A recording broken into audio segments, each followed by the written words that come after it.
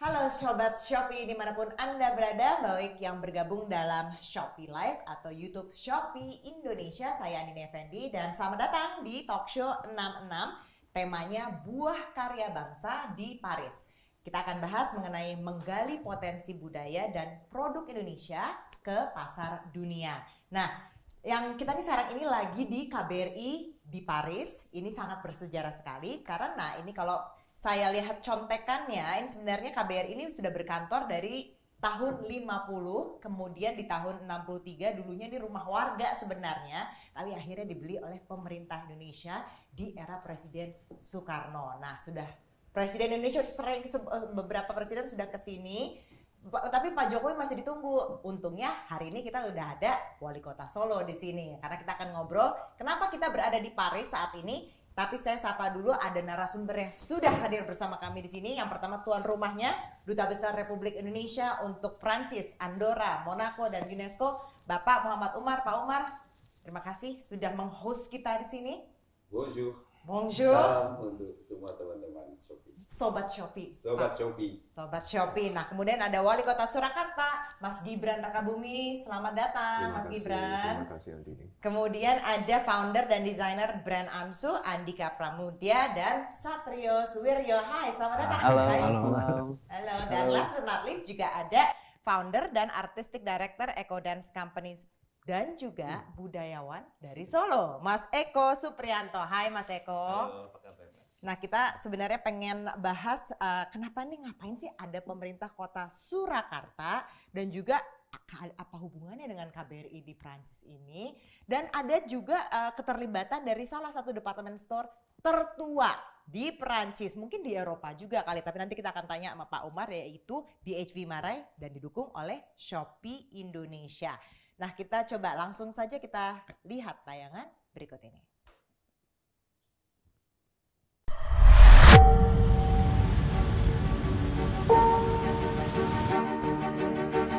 Saya ingin UMKM di Solo bisa naik kelas dan saya yakin produk-produk asli kota Solo ini, handicraftnya, makanannya, batik-batiknya, semuanya saya yakin ini bisa menembus pasar nasional dan internasional.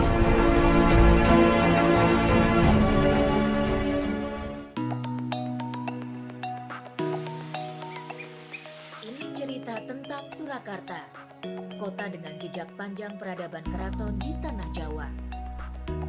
Menapak kaki satu demi satu ke ruang-ruang kota, tersaji kemegahan pesona yang tak putus waktu. Budaya heritage, kuliner, hingga batik. Menyaksikan seluruh kota bak papan pertunjukan pembatik, tak heran jika metropolitan baru di Jawa Tengah ini banyak membidani seniman-seniman batik melegenda.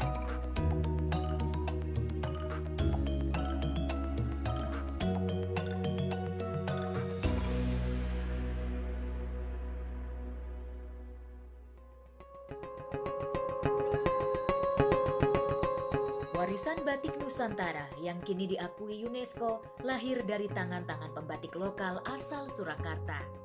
Di kota ini, terdapat lebih dari 700 pelaku usaha mikro, kecil, dan menengah di bidang batik, fashion, dan handicraft yang turut menopang pertumbuhan ekonomi Indonesia.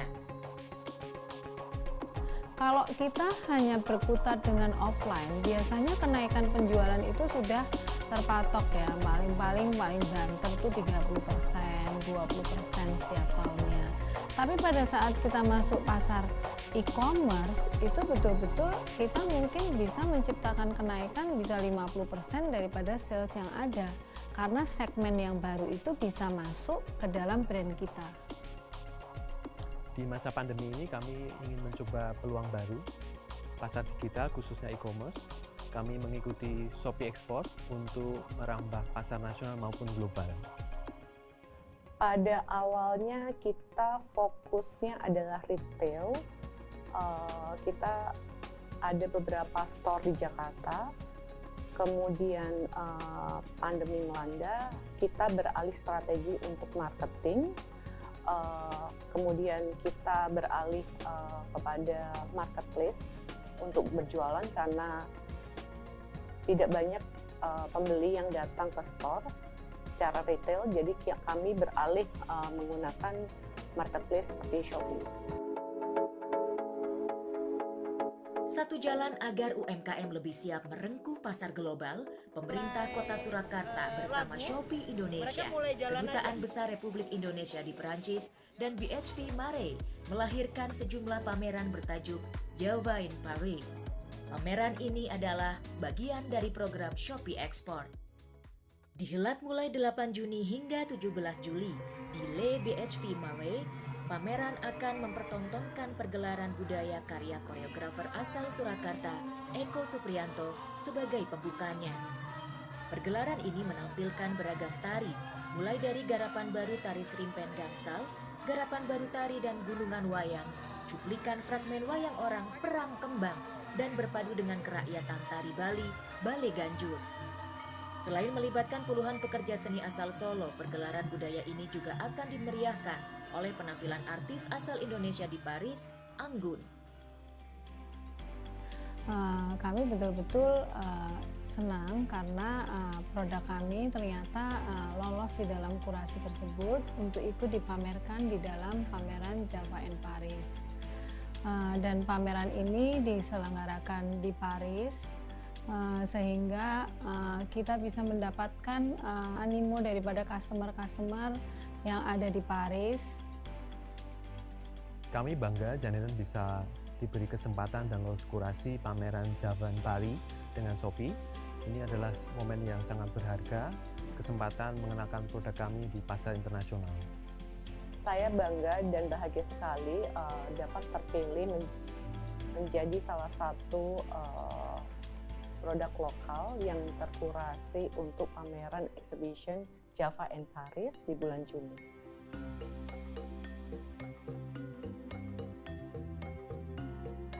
Kini, ratusan produk dari puluhan UMKM akan dipromosikan dalam Java in Paris. Inilah momentum memboyong produk kreatif dan budaya Indonesia lebih tersohor di mata dunia.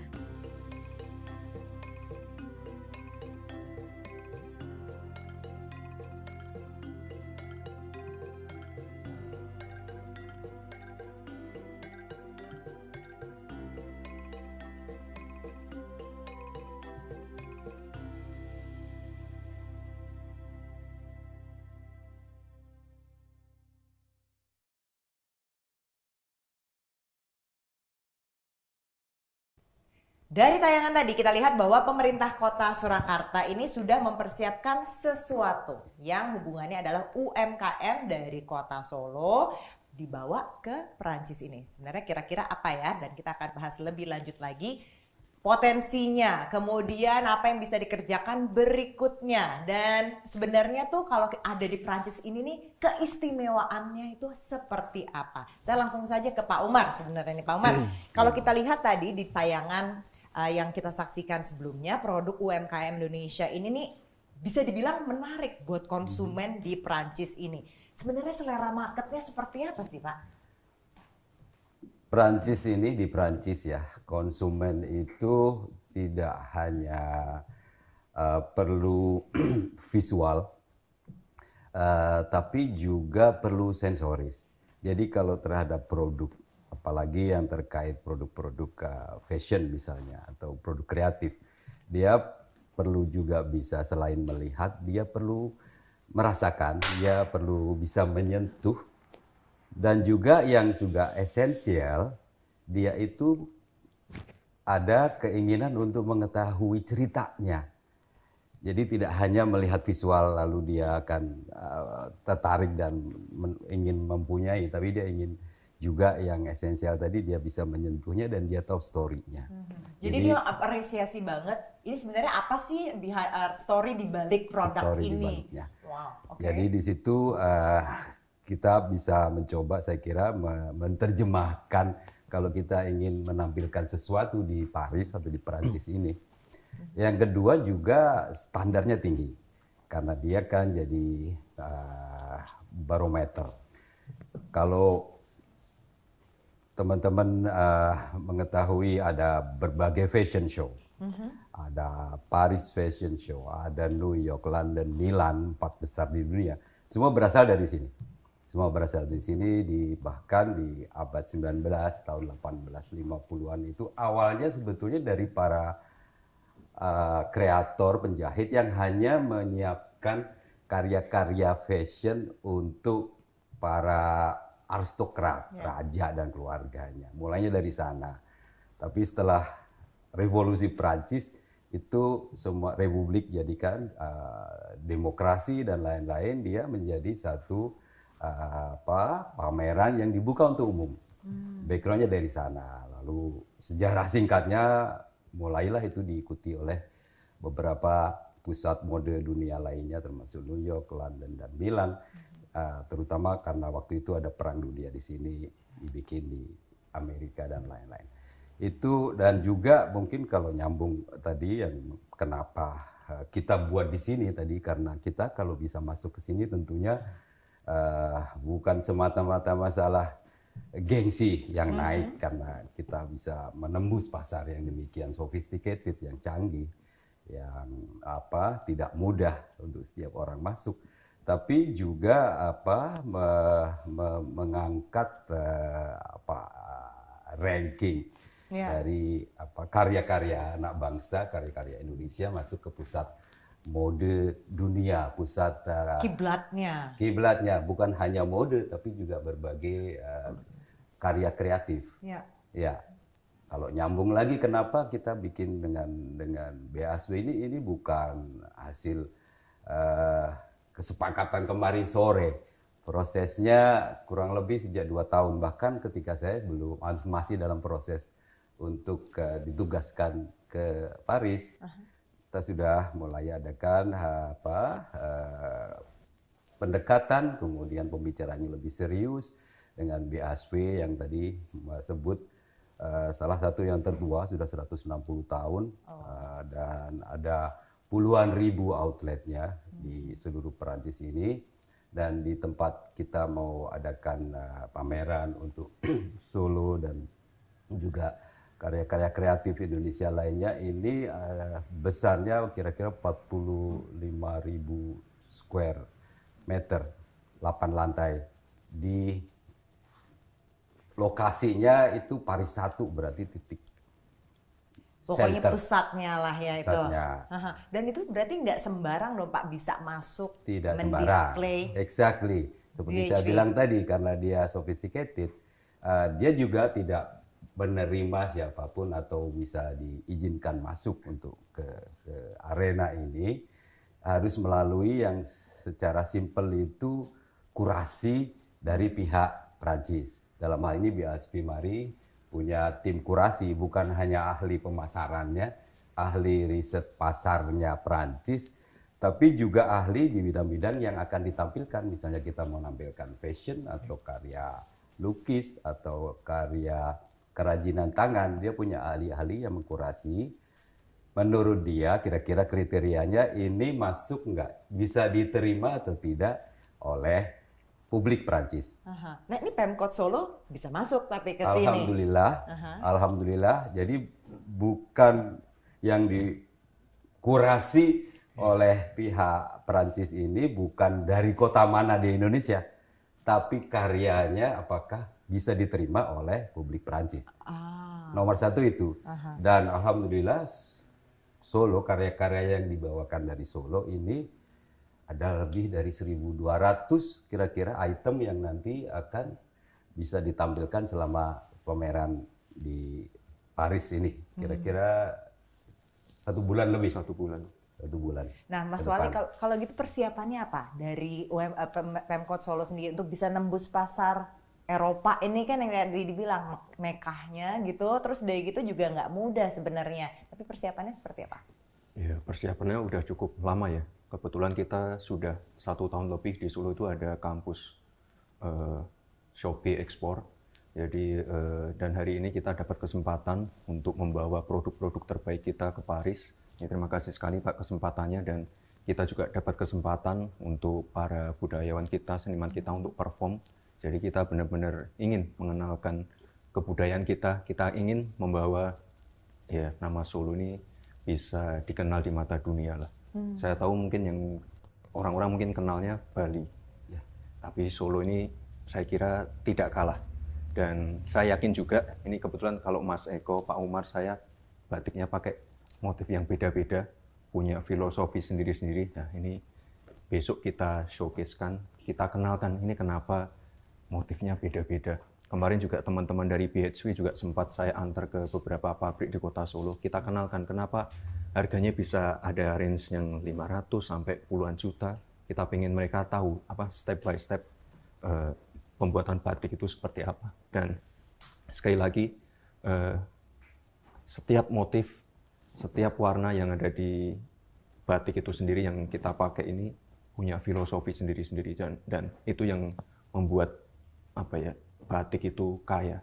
Dan sekali lagi karena batik ini sudah diakui oleh UNESCO, nah kita pengen lah sekali lagi kita pengen batik ini dikenal di mata dunia. Ya, itu tadi ada story-nya di balik produknya. Dan nggak hanya batik kan Mas, ada keris dan lain-lain. Semuanya kita bawa, jadi handicraft kita, kerajinan-kerajinan kita, semuanya kita bawa. Kita pilih yang terbaik, sudah kita kurasi semua, dan ya insya Allah bisa diterima di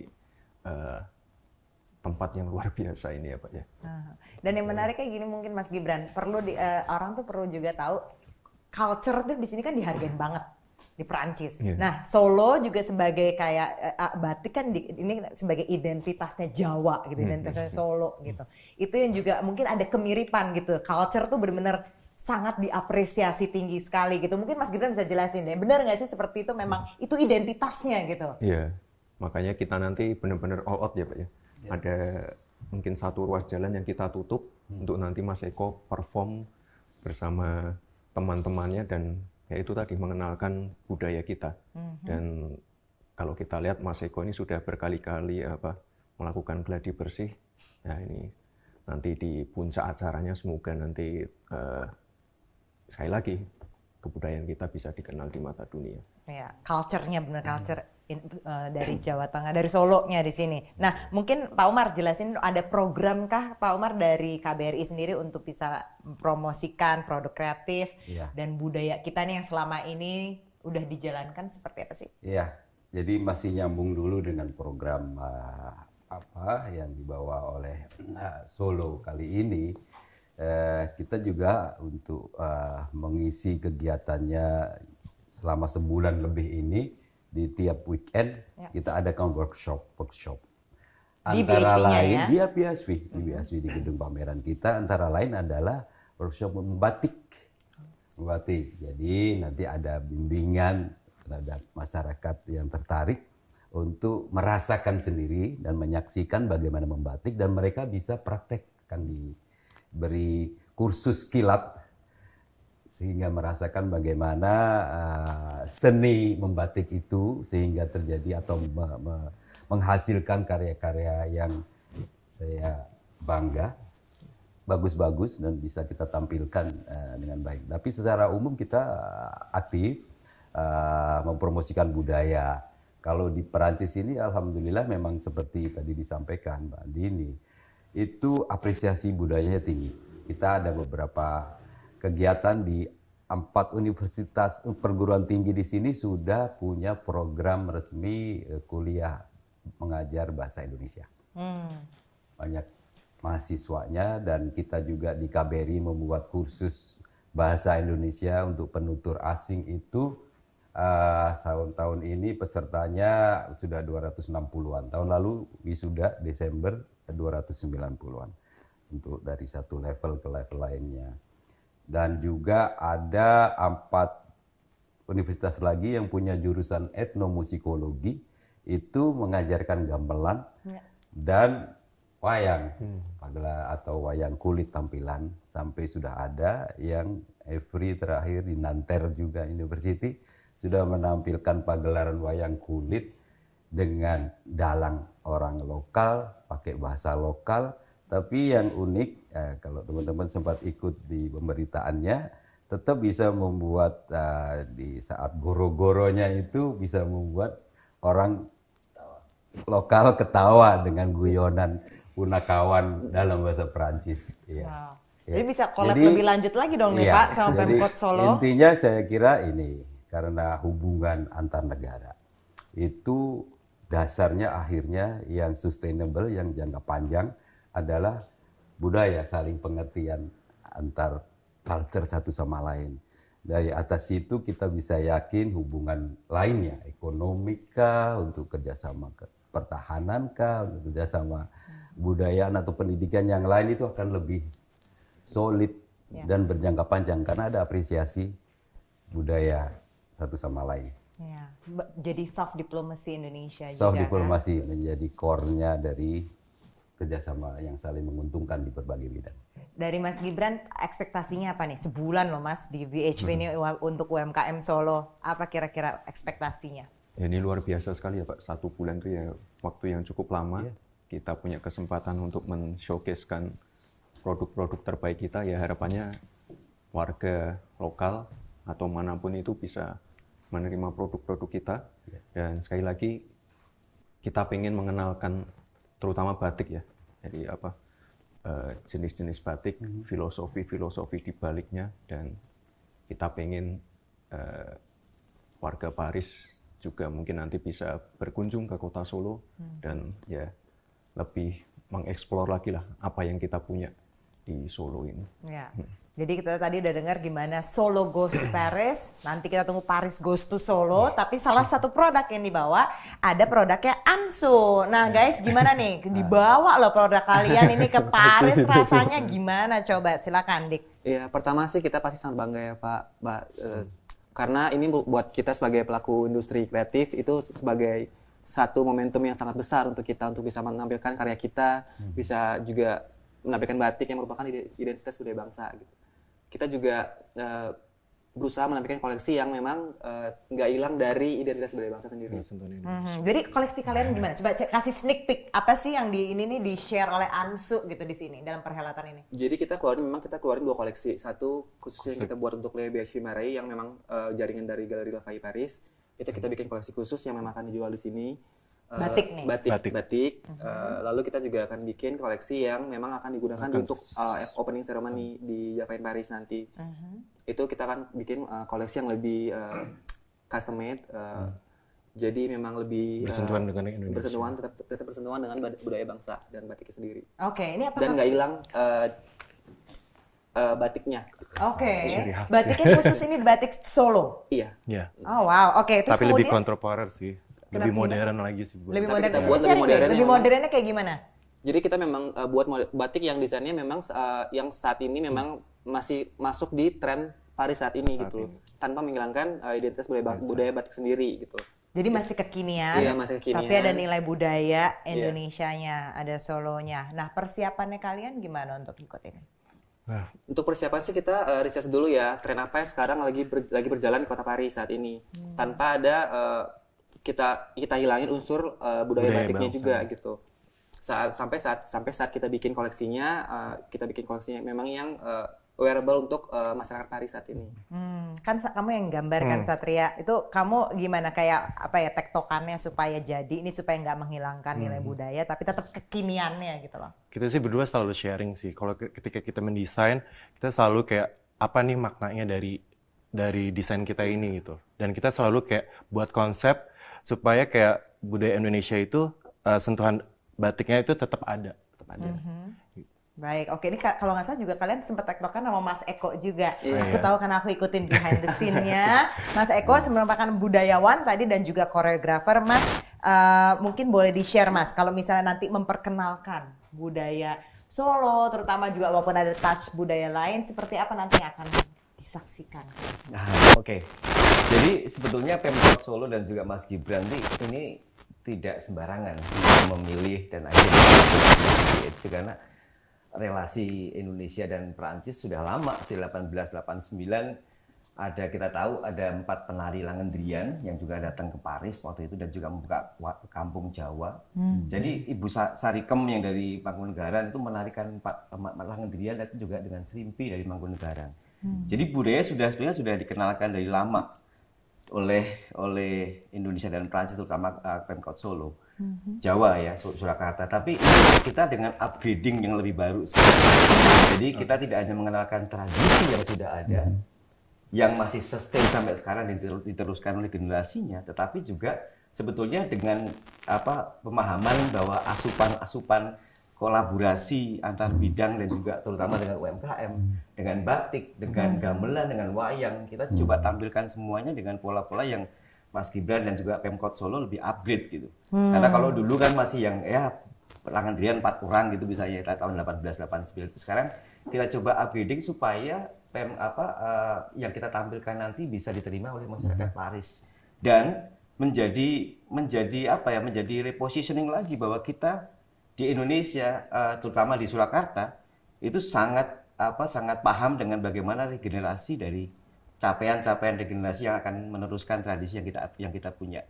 Jadi sebetulnya yang akan kita tampilkan adalah satu bentuk upgrading baru dengan pimpinan baru dari Kota Surakarta yang memang paham betul dengan nilai sejarahnya, tradisi dan juga sustainability-nya nantinya gitu.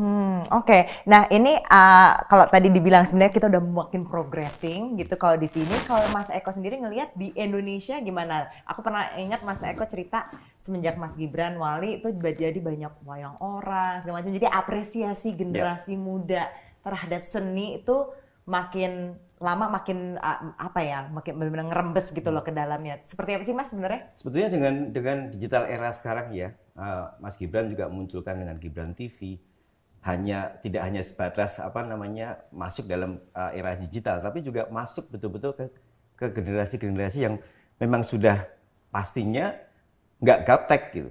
Dan itu yang menjadi saya namakan tadi adalah semacam upgrading terhadap seorang pemimpin dan juga pimpinan daerah dan juga daerahnya yang memang betul-betul mengelola bagaimana regenerasi ini terus terjadi dengan sikap-sikap yang baru, dengan sikap-sikap yang berbeda sehingga tidak hanya memunculkan tradisinya, bahkan narasinya juga sudah berubah sekarang. Gimana tuh? Narasinya sudah merupakan satu bentuk apresiasi dan bentuk keseriusan dari para generasi muda.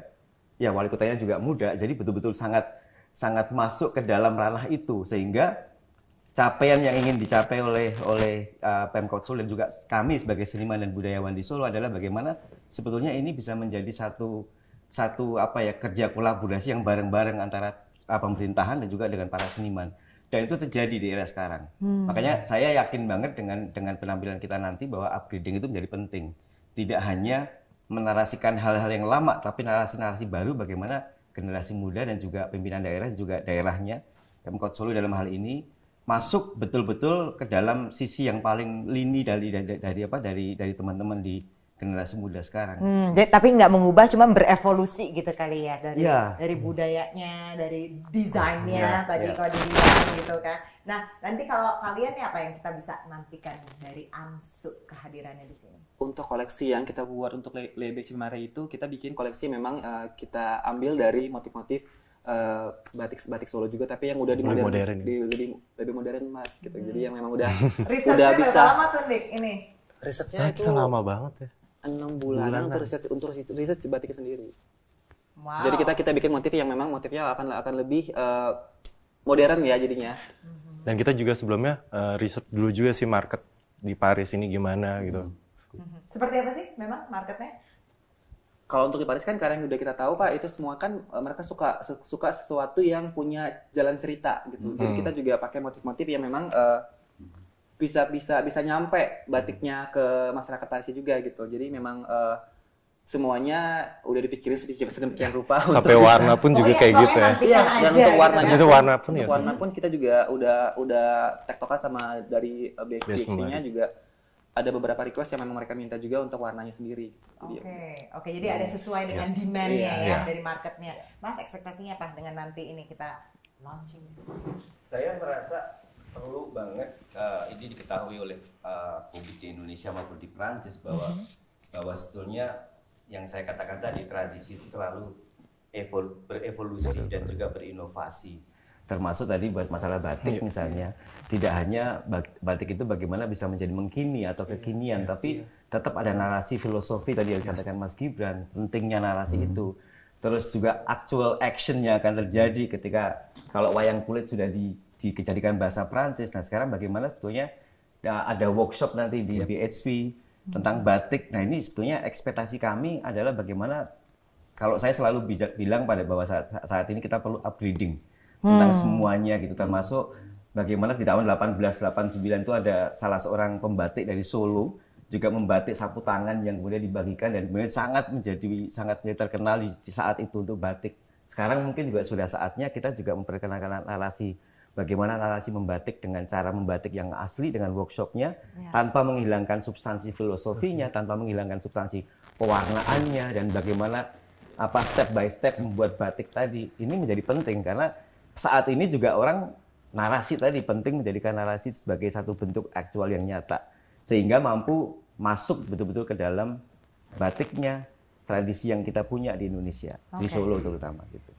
Nah, sebelum kita wrap up, ini kan kita mumpung lagi ada di Prancis dan kita bawa misi soft diplomacy itu tadi ya, dengan bawa budaya dari Solo. Aku ke Mas Gibran dulu, kemudian Pak Omar, Ansu, terakhir Mas Eko. Satu kata supaya kita tadi, Mas Gibran, aku terngiang-ngiang dan kata-katamu ini lebih dari Bali supaya orang tuh bisa move on. Indonesia is more than Bali aja loh gitu. Satu kalimat aja Mas, dengan adanya acara ini, apa yang diharapkan dari Prancis untuk Indonesia saat ini? Wah, kalau satu kalimat saja tidak cukup. Satu paragraf deh, nggak apa-apa. Nggak, ini momentum yang sangat baik sekali ya, karena COVID sudah berangsur-angsur hilang.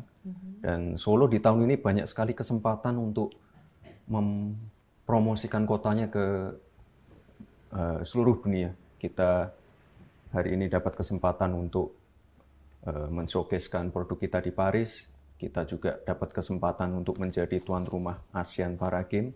Kita juga dapat kesempatan juga untuk mengadakan beberapa side event G20.